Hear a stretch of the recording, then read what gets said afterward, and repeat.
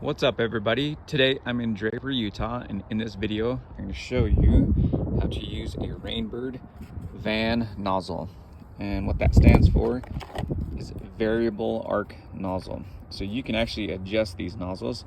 They go on a pop-up head like this, and they come in just various different lengths. So this nozzle can go from any spray pattern. So I want to get this area right here, a little short distance, and then spray over to here and up into here. So this nozzle will give you that pattern. You can increase it or decrease it, and they increase clockwise to the right.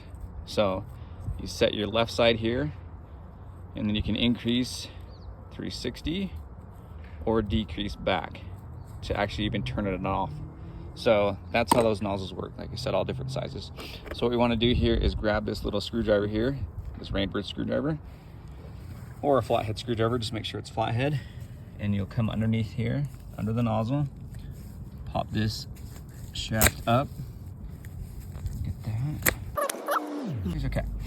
So we'll pop this up here, so you can see that that is my left side, so starting side, and then it'll increase to the right. So if you look underneath here, kind of hard to see, but there's like a little space there. See that little gap right there?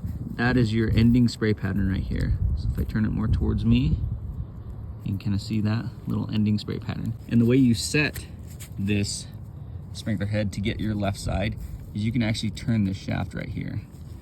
So you can hear it clicking. So I can set that really to any place. Like I said, you set the left side first.